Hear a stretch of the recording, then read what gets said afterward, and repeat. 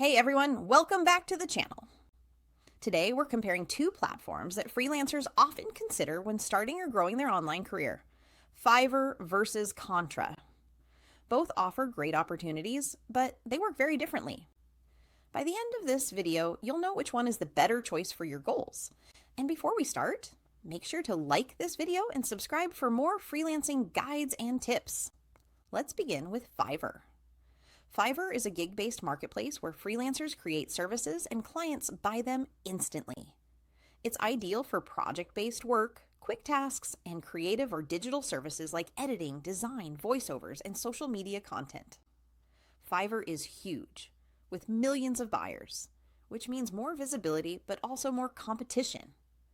The platform handles transactions, communication, and delivery, so everything feels structured and beginner-friendly. Now, let's talk about Contra. Contra positions itself as a portfolio-first platform designed for independent creators and freelancers who want more control over their work and earnings. It focuses on building long-term client relationships and showcasing your portfolio. Unlike Fiverr, Contra does not take a commission on your earnings. That means you keep 100% of what you make, which is a big advantage if you want higher profits. It's popular among designers, developers, marketers, writers, and other creatives who want a clean, professional-looking profile. Now, let's compare the two. Fiverr is great if you want speed, volume, and built-in demand.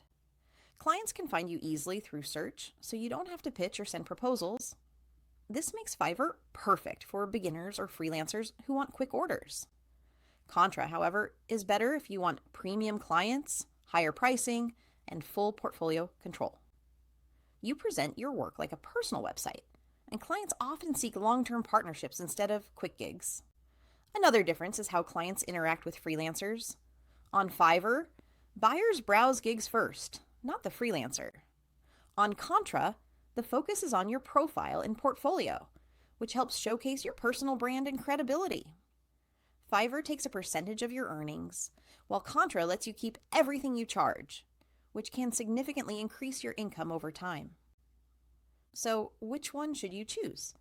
If you're new to freelancing or want steady project-based work without pitching, Fiverr is the easier platform to start with.